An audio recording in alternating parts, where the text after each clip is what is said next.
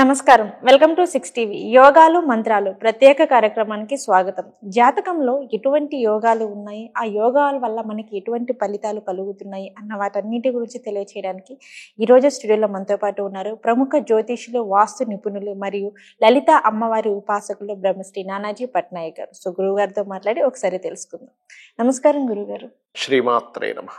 యోగాలు మంత్రాలు ప్రత్యేక కార్యక్రమానికి స్వాగతం గురువు గారు.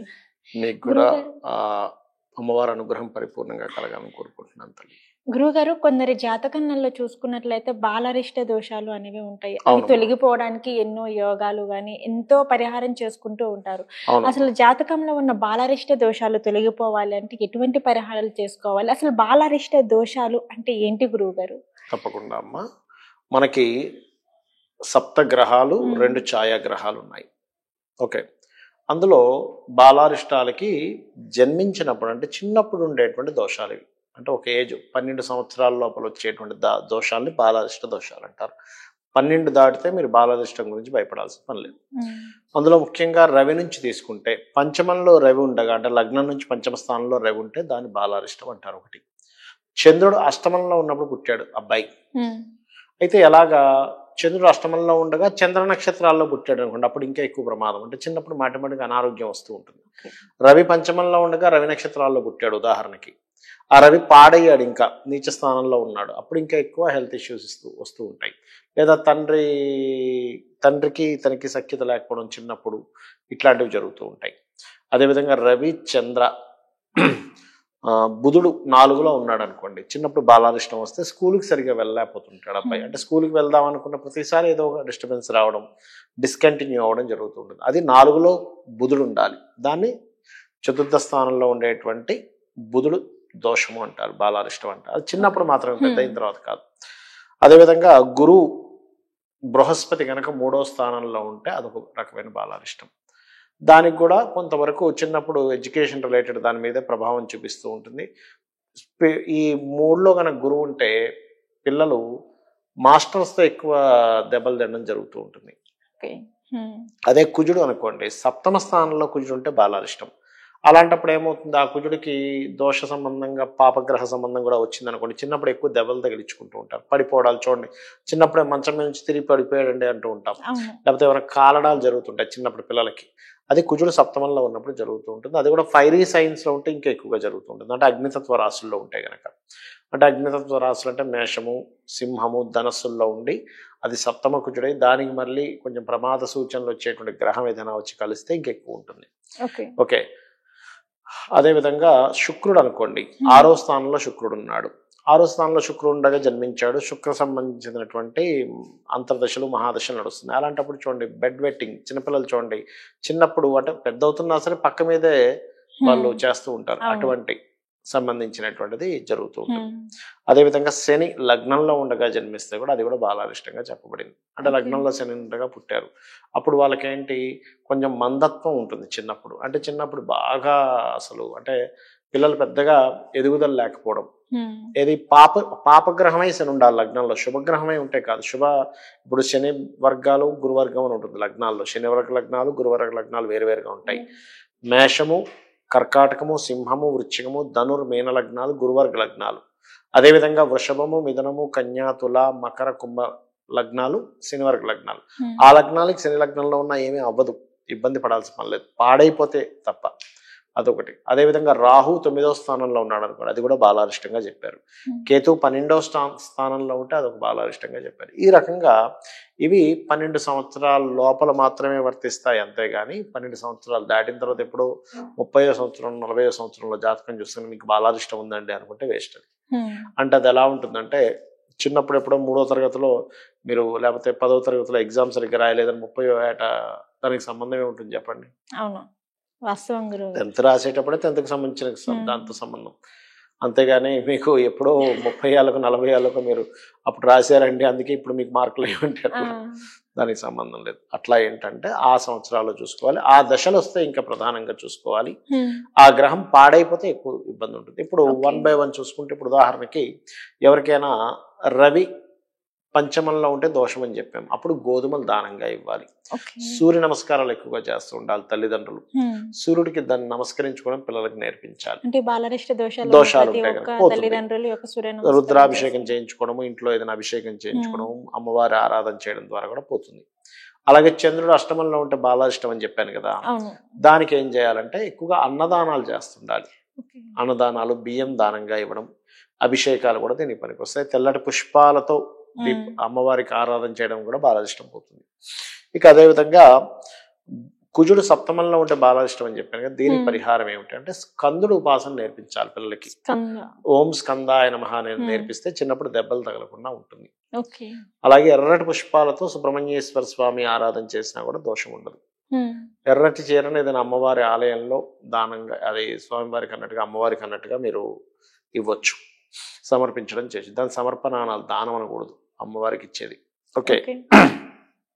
అలాగే బుధగ్రహం చతుర్థంలో ఉంటే దోషం అని చెప్పాం. అలాంటప్పుడు ఏం చేయాలంటే పిల్లలకి బిల్వ పత్రంతో అభిషేకం చేయడం, ఈశ్వరుడికి బిల్వ పత్రంతో అభిషేకం చేయడం నేర్పిస్తే కూడా బాలారిష్టం పోతుంది, బుధ బాలారిష్టం పోతుంది. అలాగే విష్ణు సహస్రనామాలు నేర్పిస్తే కనుక పిల్లలకి చిన్నప్పటి నుంచే వినిపిస్తడం చేస్తూ ఉంటే, అబ్బాయి చిన్న పిల్లడు అనుకున్న అప్పుడే పుట్టాడు, చతుర్థంలో బుధుడు ఉన్నాడు అండి, బాలారిష్టం అయింది అన్నారు. అలాంటప్పుడు విష్ణు సహస్రనామాలు రెగ్యులర్గా కనుక ప్లే చేస్తూ ఉంటే కూడా ఆ బాలారిష్ట దోషం అనేటువంటిది తొలగిపోతుంది. ఓకే. అలాగే ఇప్పుడు గురువు మూడులో ఉంటే కూడా బాలారిష్టం అని చెప్పాం కాబట్టి వీళ్ళకి మన దత్తాత్రేయుడికి సంబంధించిన బిల్ల ఒకటి మెడలో వేయడము, లేదా జయ గురుదత్త శ్రీ గురుదత్త అనడానికి పిల్లలకి నేర్పిస్తే కూడా దోషం పోతుంది. శుక్రుడిది అనుకోండి, అమ్మవారికి సంబంధించిన ఏదైనా స్తోత్రాలు లలిత వినిపించినా సరిపోతుంది. తెల్లటి వస్త్రాలు దానంగా ఇప్పిస్తూ ఉండాలి. అదేవిధంగా గురువుకైతే పసుపు రంగు వస్త్రాలు, శనగలు దానంగా ఇప్పిస్తూ ఉండాలి. శనికి అనుకోండి, శని బాలారిష్టం, లగ్నంలో శని ఉంటే బాలారిష్టం అని చెప్పాను కాబట్టి నువ్వులు నూనె దానంగా ఇవ్వమని చెప్పాలి శనికి సంబంధించి. రాహు అయితే మినుములు ఇవ్వడం, కేతు అయితే ఉలవలు ఇవ్వడం. రాహు సంబంధంగా బాలారిష్టాలు వచ్చినప్పుడు తండ్రి మరియు ఈ పాప కావచ్చు బాబు కావచ్చు వీళ్ళు మెడలో దుర్గాదేవికి లాకెట్ వేసుకొని రోజు దుర్గా స్తోత్రాలు చేసుకుంటే రాహు నవమంలో ఉన్నటువంటి బాలారిష్టం పోతుంది. కేతు 12లో ఉన్న బాలారిష్టానికి గణపతి ఆరాధన గనక చేసుకుంటే బాలారిష్టం అనేటువంటిది పోతుంది. ఇది చిన్నప్పుడు, అది కూడా ఏంటి, బాలారిష్టం వల్ల కలిగే ఫలితాలు ఏంటంటే ఎక్కువగా చిన్నపిల్లలకి ఎఫెక్ట్, దానివల్ల పెద్దవాళ్ళకి ఎఫెక్ట్ ఉంటుందని అనుకోకూడదు ఎప్పుడు కూడా. చాలా మందికి బాలారిష్టం ఏమైపోతుందో ఏంటో అనుకుంటారు, అది పెద్దగా భయపడకపోవాల్సిన అవసరం లేదు. ఈ రెమెడీ చేసుకుంటే కూడా తగ్గుతుంది. ఓకే. అంటే వీటి వల్ల ఫలితాలు ఎలా ఉంటాయి గురువు గారు? ఆరోగ్యానికి, దెబ్బలు తగలడము, పిల్లలు స్కూల్కి సంబంధించినవి చెప్పాను కదా స్టార్టింగ్, అవే ఫలితాలు. ఫలితాలు అంటే ఇంకా వేరే ఉండవు, వాటినే ఫలితాలు అంటారు. ఓకే. గురువు గారు, యోగాల మంత్రాలు ప్రత్యేక కార్యక్రమంలో వచ్చేసి ఈ రోజు నేను మిమ్మల్ని అడగబోయే ఒక యోగం వచ్చేసి ద్వికలాత్ర యోగం. ఈ యోగం గురించి మాకు ఒక్కసారి తెలియచేయరా గురువు గారు? తప్పకుండా. ద్వికలత్రము, ద్వికలత్ర యోగము అంటారు. అంటే ద్వికలత్రము అంటే 2 వివాహాలు అయ్యేటువంటి యోగం. ఓకే. అంటే ఒక జన్మజాతకం చూసినప్పుడు వీరికి 2 వివాహాల యోగం ఉంది అని స్పష్టంగా చెప్పొచ్చు జాతకం చూస్తే. ఒక్కొక్కసారి అది 2 వివాహాలు అవ్వదు, వాళ్ళకి ఏదైనా వేరే అఫైర్స్ నడవడం కూడా ఉంటుంది. అది ఎట్లా చూస్తాము ఏంటి అంటే, జన్మజాతకంలో సప్తమ స్థానము అంటారు. సప్తమ స్థానము 12వ స్థానము ఈ రెండూ గనక ద్విస్వభావ రాసులు, ద్వికలత్ర యోగాలు కలిగి ఉంటాయి. అంటే కొన్ని గ్రహాల కాంబినేషన్స్ వల్ల ఏర్పడుతుంది. అది ఒక్కొక్క లగ్నానికి, ఒక్కొక్క రాశికి, ఒక్కొక్క గ్రహం సప్తమాధిపతి ఉన్న నక్షత్రాన్ని బట్టి, నవాంశాన్ని బట్టి డిసైడ్ చేయాలి. అలాగా ద్వికలత్రయం ఉన్నప్పుడు ఏం చేస్తారంటే వీళ్ళకి ఇప్పుడు అది ఉండడం వల్ల కలిగే ఫలితం ఏమిటి అంటే, ఫస్ట్ ఒక వివాహమై అది గొడవలై విడిపోయి మళ్ళీ ఇంకో వివాహం జరుగుతుంది. దీన్ని ఎలాగ బ్రేక్ చేయాలి, దీనికి శాస్త్రంలో దీనికి ఏదైనా ఉందా రెమెడీ అంటే ఖచ్చితంగా ఉంది. దీనికి మనకు మహాభారతంలో కూడా కనబడుతుంది. మహాభారతంలో పాండవుల యొక్క తల్లిగారికి భర్త మరణించే యోగం ఉంటుంది. అందుకని వాళ్ళు ఏం చేస్తారంటే మేకతో పెళ్లి చేస్తారు ముందు, ఫస్ట్ మ్యారేజ్ కుంతీదేవికి. అదే విధంగా ఇక్కడ ఎవరికైనా ఇప్పుడు ఈ కలియుగంలో ఎవరికైనా 2 వివాహాల యోగం ఉన్నప్పుడు కుంభ వివాహం అని, స్త్రీకి అయితే కుంభ వివాహం అని చేస్తారు. అంటే దేంతో చేస్తారు? కుంభ వివాహం అంటే కుండకు గాని అరటి చెట్టుకు గాని చేస్తారు. లేదా కదలీ వివాహము అంటారు, లేదా అర్క వివాహము అంటారు. అంటే రావి చెట్టుకి, మన జిల్లేడు మొక్కకి చేస్తారు. రావి చెట్టుకు జిల్లేడు మొక్కకి చేస్తారు. సో జిల్లేడు మొక్కకి చేసిన తర్వాత రావి చెట్టు చుట్టూ ప్రదక్షిణాలు అవన్నీ చేస్తారు. బట్ మొక్కకి మాత్రం జిల్లేడు మొక్కకి చేస్తారు.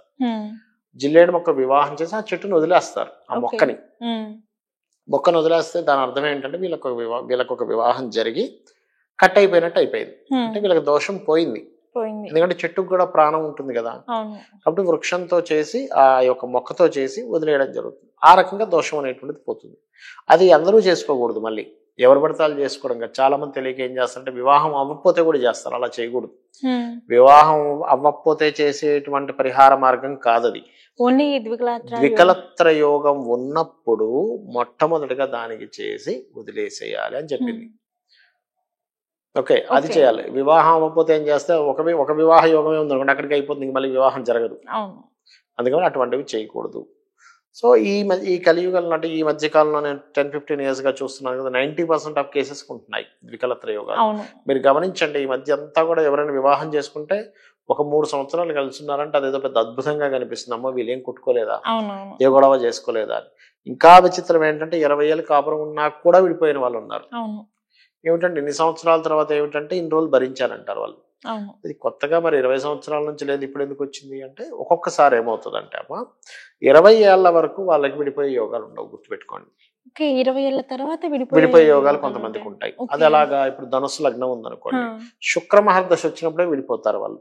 ధనుసు లగ్నం వారి అంటే ఏదైనా ఒక గ్రహం 6వ స్థానాన్ని అంటే విడిపోయే యోగము, 2 వివాహాల యోగం 2 రకాలుగా ఉంటుంది ఇక్కడ. ఇప్పుడు కొంతమంది జాతకాల్లో చూడండి కేవలం విడిపోతారు కానీ రెండవ వివాహం జరగదు వాళ్ళకి. డివోర్స్ అయిపోయామండి, ఇంకా నేను జీవితంలో వివాహం చేసుకోదలుచుకోలేదు అంటారు. వాళ్ళకి ఏమిటి, కేవలం విడిపోయేది ఉంటుంది, రెండవ వివాహ యోగం అనేది అసలు ఉండదు వాళ్ళకి. అప్పుడు పరిహారం చేసుకున్నారనుకుంటే, అంటే గొడవలు జరుగుతున్నాయి, ఏ గ్రహం ద్వారా అయితే జరుగుతుందో దానికి సంబంధించిన పరిహారం చేసుకుంటే కొంచెం గొడవలు తగ్గుతాయి. ఆ పీరియడ్ అయిపోతుంది, తర్వాత మళ్ళీ కలిసి ఉంటారు హ్యాపీగా. మీరు ఇలాంటివి కూడా చూసే ఉంటారు. ఆ మధ్య మేము బాగా గొడవలు పెట్టుకున్నామండి 1-2 years, దాని తర్వాత మళ్ళీ కూల్ అయిపోయింది అంటూ ఉంటారు. ఆ పర్టికులర్ పీరియడ్ ఏమిటి, అక్కడ ఎటువంటి జాగ్రత్తలు తీసుకోవాలి, ఏ దానాలు ఇవ్వాలో తెలుసుకొని ఉంటే ఆగుతుంది. చాలా మంది ఏం చేస్తారు, గొడవలు జరుగుతున్నాయి ఇవన్నీ వదిలేని కట్ అయిపోతారు. అవును, కొంతమంది ఏంటంటే గురువు గారు ఇట్లా దూరంగా ఉండిపోతారు, దూరంగా ఉండి మళ్ళీ కలుస్తారు. అంటే కొంతమంది దూరంగా ఉంటారు, కొంతమంది కలవరు. సో అలాంటి వారికి కూడా పరిహారం ఉంటుంది. అంటే ఫస్ట్ ఆఫ్ ఆల్ ఏంటంటే మనం చూసుకోవాల్సింది, స్త్రీ కావచ్చు పురుషుడి జాతకం కావచ్చు, అసలు జాతక చక్రంలో ఏముంది. ఒక వివాహం కాకుండా రెండవ వివాహ యోగం కూడా ఉందా లేదా చూసుకోవాలి. అలా ఉంది, అర్క వివాహము, కుంభ వివాహం ఇందాక నేను చెప్పినట్టుగా చేయడం.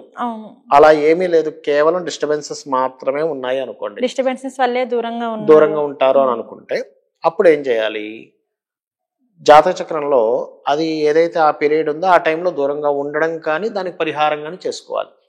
కొంతమంది డిస్టర్బెన్సెస్ అంటే దూరంగా ఉండే యోగాలను కావాలని కలిసి ఉంటారు, అది కూడా ఇబ్బంది. ఇప్పుడు నేను పొద్దున జాతకం చూసి వచ్చాను, వచ్చేటప్పుడు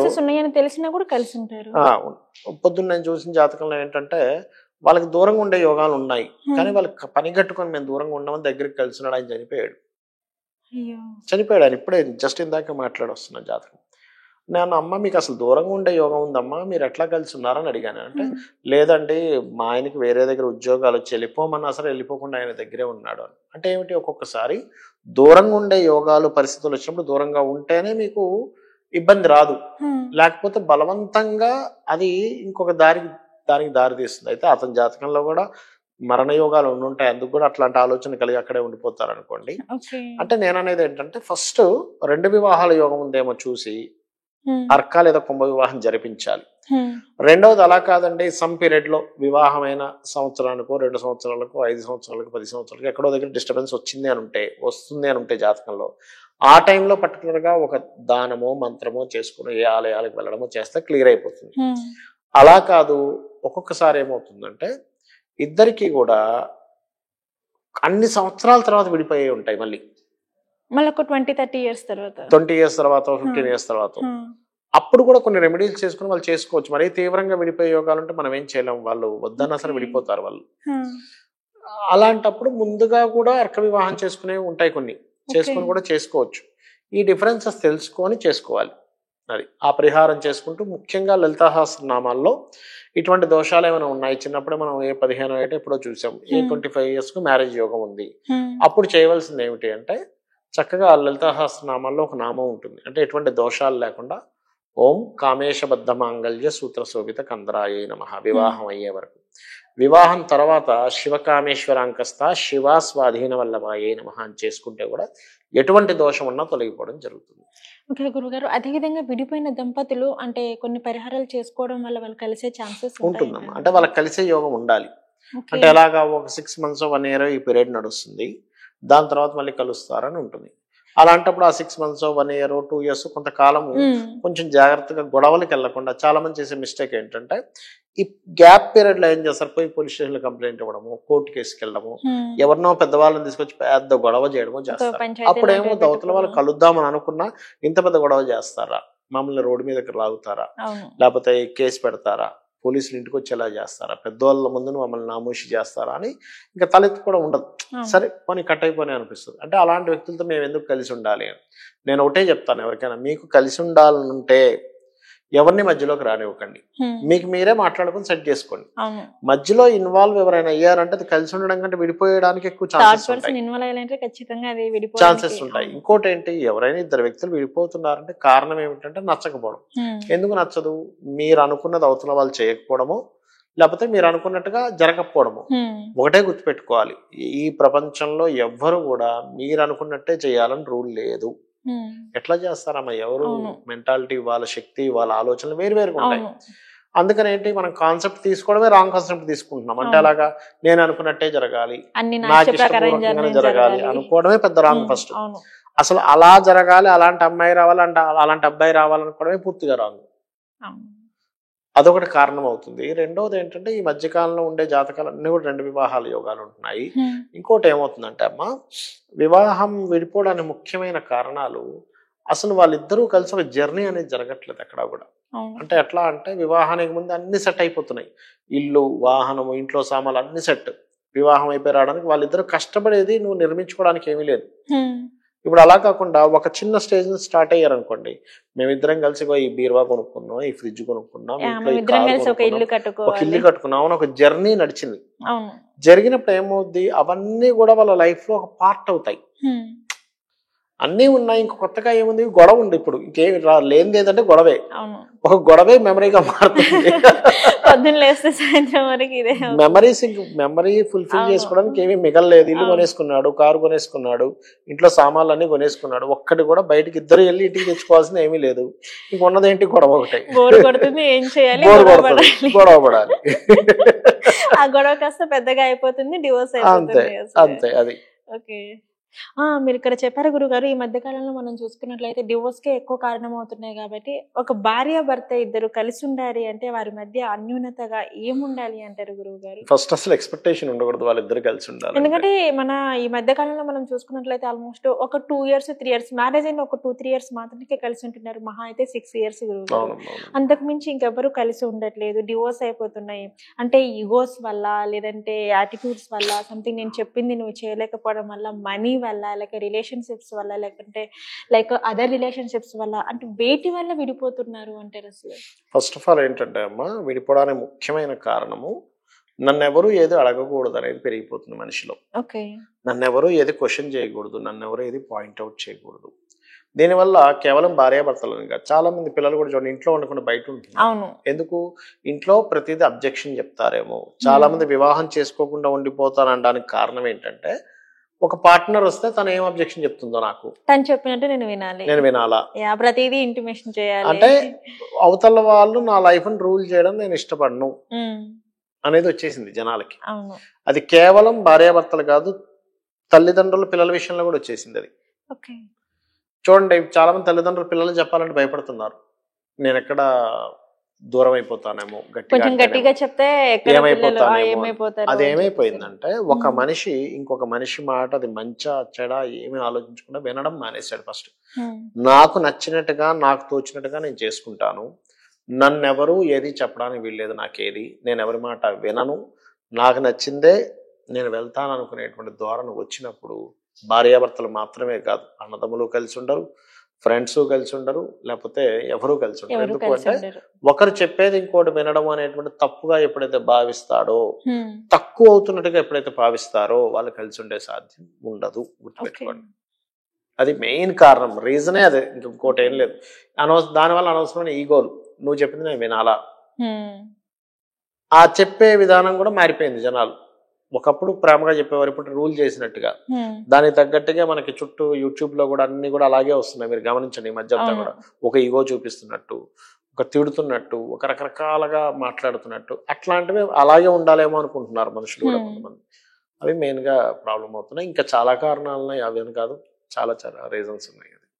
ఓకే గురుగారు, మన హిందూ సాంప్రదాయం ప్రకారం చూసుకున్నట్లయితే సనాతన ధర్మంలోని ఒక భార్య ఒక భర్త, అసలు భార్యాభర్తల అన్యోన్యత అనుబంధం అంటే ఏ విధంగా ఉండాలి అంటారు? మీ మాటల్లో చెప్పరా గురువుగారు? ఒకటేనమ్మా, భార్యాభర్త అని కాదు, ఎవరిద్దరు అనుబంధమైనా బాగుండాలంటే ఫస్ట్ చేయవలసింది ఏంటంటే వాళ్ళల్లో ఉండే మిస్టేక్స్ మర్చిపోవాలి, మంచిని మాత్రమే గుర్తుపెట్టుకోవాలి. ఇప్పుడు చిన్న ఎగ్జాంపుల్ చెప్తాను చూడండి. భార్య ఉంది, ఒక అబ్బాయి అమ్మాయి కలిసి ఉన్నారు. అమ్మాయి రోజు టిఫిన్ బాగా చేస్తుంది, ఒక్కరోజు ఏదో పాడైపోయింది, సంథింగ్ ఏదో ఉప్పు ఎక్కువైంది. ఆ ఒక్కరోజు నువ్వు తిడితే ఏమవుతుంది? ఇన్ని రోజులు చేసినటువంటి కష్టం మొత్తం పోయినట్టు.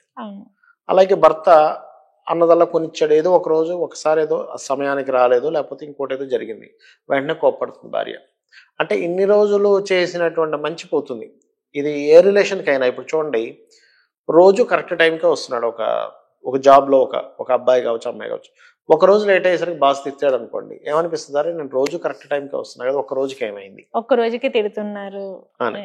అందుకని ఏంటి, అలానే వదిలిపెట్టమని నేను చెప్పట్లే. కొన్ని ఎక్స్క్యూజెస్ ఉంటాయి, సమ్ టైమ్స్ అవుతుంటది, కామన్.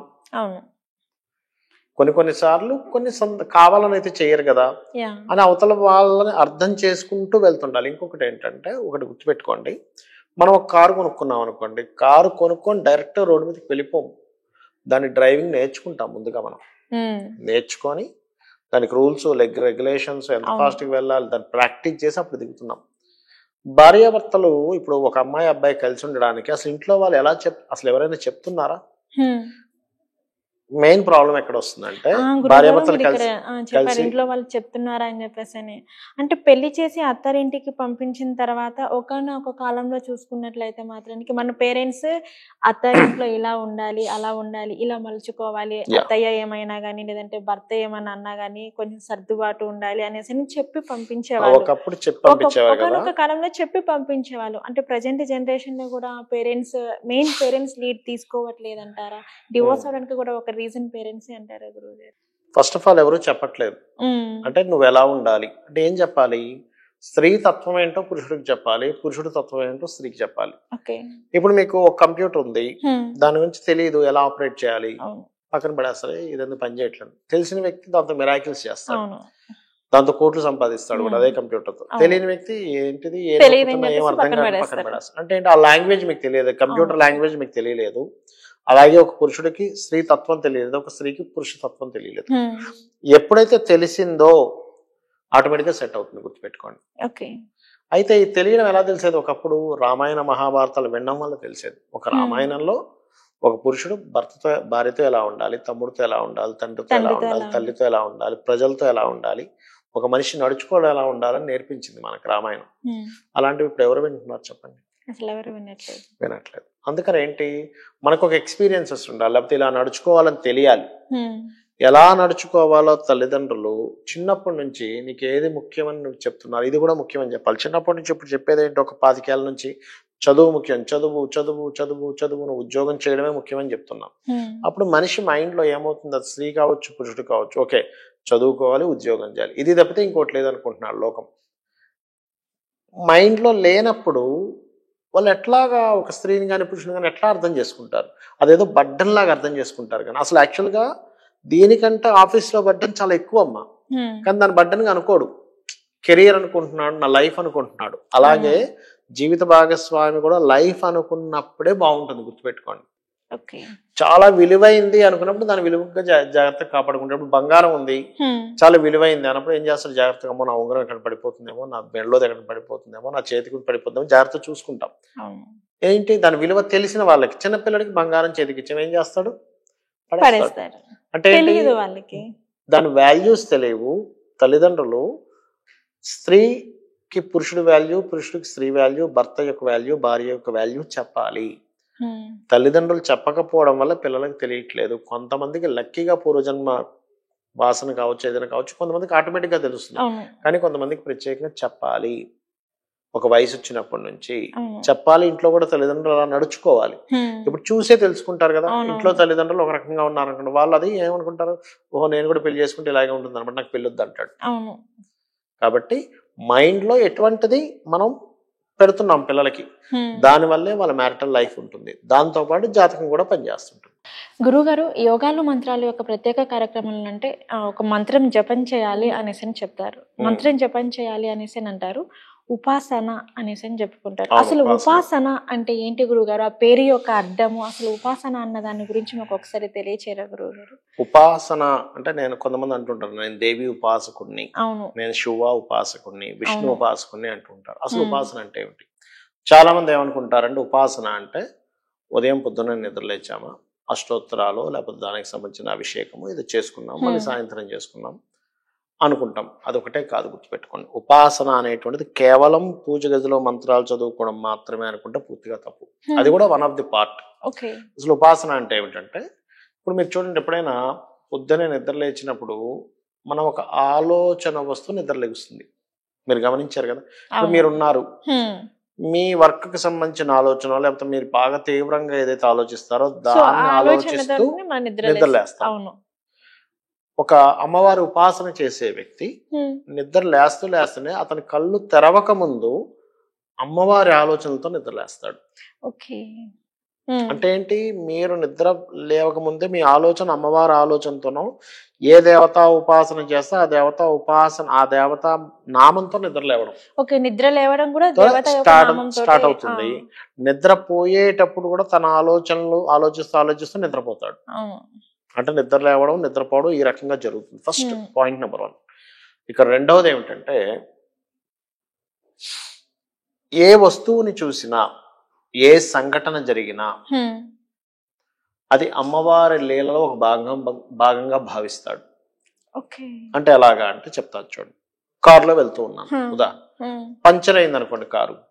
చాలా మంది ఏం చేస్తారు, వెళ్తే అరే షిట్ పంచర్ అయింది, ఈ టైంలో పంచర్ అయింది, ఇక్కడ ఏదో ఎవడో మేకేసాడేమో, ఇక్కడ పంచర్ షాపులు వాళ్ళు కావాలని పంచర్స్ అవ్వాలని ఇవన్నీ ఆలోచిస్తారు. కాదు, పంచర్ అవ్వలేదు అనుకోండి అమ్మా, ఉదాహరణ చెప్తున్నా, పంచర్ వేసుకున్నప్పుడు ఎలా బతుకుతాడు?